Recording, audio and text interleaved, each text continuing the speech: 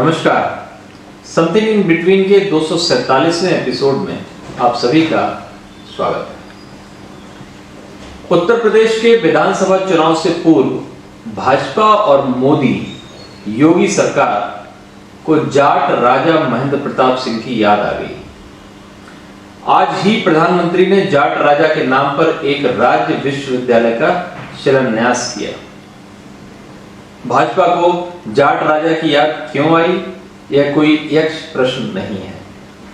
किसान आंदोलन के कारण पश्चिम उत्तर प्रदेश के किसान, खासतौर से जाट बिरादरी के किसान भाजपा से नाराज हैं। इसके अलावा भी इसके कई राजनीतिक पहलू हैं। हम इन पहलुओं पर भी चर्चा करेंगे, मगर पहले बात विरासत की सियासी याद की। बात सिर्फ भाजपा तक सीमित नहीं है। सभी दलों की विरासत की अपनी अपनी सियासत है, मगर विरासत की सियासत में एक बात कॉमन है। सियासी दलों का विरासत के जरिए सियासत का लक्ष्य एक है, और लक्ष्य है वोटों की फसल काटना। यही कारण है कि अलग अलग दल अलग अलग शख्सियतों की विरासत को हासिल करने के लिए आसमान सिर पर उठा लेते हैं, नई नई विरासत खड़ी करते हैं। विरासत की सियासत के लिए एक दूसरे से जमकर होड़ भी करते हैं।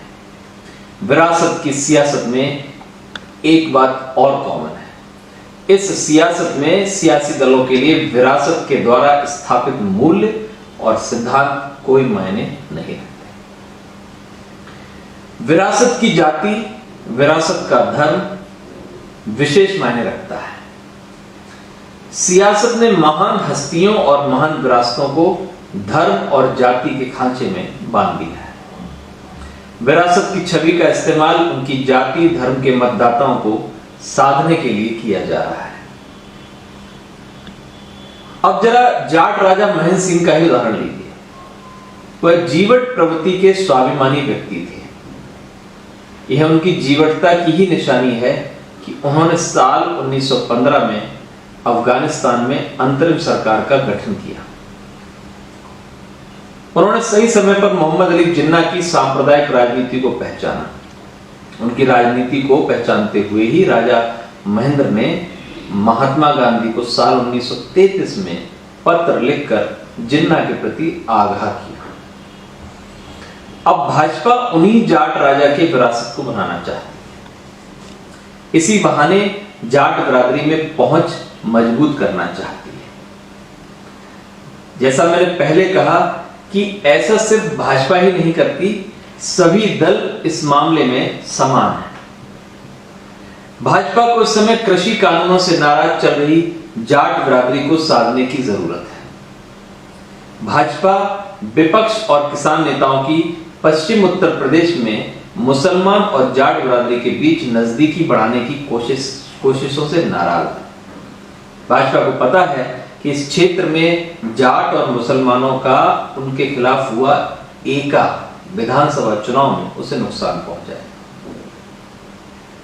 यही कारण है कि पार्टी जाट राजा महेंद्र के हिंदूवादी सोच को एक पक्ष के रूप में प्रचारित करना चाहती है। अब जरा इसके दूसरे पहलू को देखिए। मैंने पहले कहा कि सियासी दलों का विरासतों के द्वारा स्थापित मूल्यों, सिद्धांतों से कोई लेना देना नहीं है। यह राजा महेंद्र के मामले में भी लागू होता है। एक तरफ योगी सरकार राजा महेंद्र के नाम पर विश्वविद्यालय की स्थापना की बात कर रही है, मगर दूसरी तरफ राजा महेंद्र की सबसे बड़ी निशानी के प्रति उसका रवैया बेहद उदासीन है। राजा महेंद्र हाथरस के मुरसान सियासत के राजा थे। उसी राजा की अंतिम निशानी मुरसान किला खंडर में तब्दील हो चुका है। इसके कई हिस्से जमींदोज हो चुके हैं, मगर राजा महेंद्र के नाम पर विश्वविद्यालय की स्थापना से पूर्व राज्य सरकार ने इस किले को बचाने की दिशा में कोई पहल नहीं की। भारतीय राजनीति में ऐसा सिर्फ राजा महेंद्र के मामले में ही नहीं हुआ। इसे इस तरह से समझिए वर्तमान में सभी दल खुद को महात्मा गांधी का अनुयायी बताते हैं। उनकी विरासत के लिए जंग किसी से छिपी नहीं है। मगर सवाल है कि आज कितने दलों को गांधी के स्थापित मूल्यों और सिद्धांतों में दिलचस्पी है।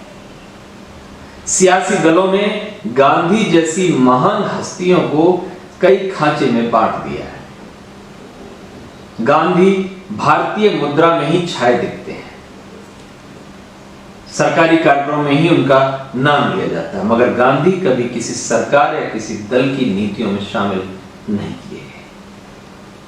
उनका ग्राम स्वराज का सपना, समानता आधारित समाज की स्थापना का सपना आजादी के 7 दशक बाद भी अधूरा ही है। राजनीतिक दलों के लिए विरासत महज वोटों का फसल काटने का माध्यम है। देश में कई क्षेत्रीय दल हैं जो खुद को समाजवाद की विरासत से जोड़ते हैं। जब तब जयप्रकाश नारायण, राम मनोहर लोहिया, आचार्य कृपलानी, कर्पूरी ठाकुर का नाम लेते हैं। इनकी जयंती और इनकी पुण्यतिथि बढ़ चढ़कर मनाते हैं। मगर क्या इन दलों में इन महापुरुषों के मूल्यों की रत्ती भर भी छाया तक पड़ी है? जेपी ने त्याग का संदेश दिया। लोहिया कहा करते थे कि सार्वजनिक जीवन जीने वालों को शादी नहीं करनी चाहिए। कृपलानी और कर्पूरी ने सत्ता पर सिद्धांतों को तरजीह दी। मगर उनके नाम पर राजनीति करने वाले, इनकी विरासत का दावा करने वालों ने अपने अपने दलों को अपने परिवार की बपौती बना दिया। दरअसल सियासत के लिए विरासत और विरासत की ओर से स्थापित किए गए मूल्य और सिद्धांत उस कीमती आभूषण की तरह हैं जिन्हें ये दल खास मौके पर ही पहनते दिखाई देते हैं। इन महापुरुषों की जयंती और पुण्यतिथि पर आयोजित बड़े बड़े कार्यक्रमों में इनके द्वारा स्थापित मूल्यों की चर्चा होती है। इनके द्वारा किए गए त्याग की चर्चा होती है। इनके सिद्धांतवादी जीवन की चर्चा होती है। जीवन में कभी समझौता न करने वाले इनके व्यक्तित्व की चर्चा होती है। मगर जब इन्हीं विशेषताओं को जीवन, नीति और पार्टी में उतारने की बात होती है तो यही दल सबसे पहले इससे दूर भागते हैं। मूल्य और सिद्धांत के सवाल पर भारतीय राजनीति के गर्त में समाते जाने का यही दुखदाई सच है। जाहिर तौर पर विरासत की सियासी याद बेहद खतरनाक होती है। सियासत कभी विरासत के मूल्यों को अपनाना नहीं चाहती, बस इन विरासतों के बहाने लोगों में भ्रम फैलाती है। विरासतों के व्यक्तित्व का अपने अपने हिसाब से व्याख्या करती है। इसलिए किसी के लिए सावरकर अछूत हैं तो किसी के लिए सावरकर सब कुछ। कोई नेहरू के बिना आजादी की कल्पना न करने की बात करता है, कोई आजादी के 75वें वर्ष के आयोजनों में नेहरू को जगह तक देने से गुरेज करता है। सियासत की विरासत की राजनीति देश समाज को तोड़ने और अपना उल्लू सीधा करने की राजनीति है। ऐसे में विरासतों को सहेजने के लिए समाज को आगे आना होगा। सियासत कभी विरासत को नहीं सहेजेगी। नमस्कार।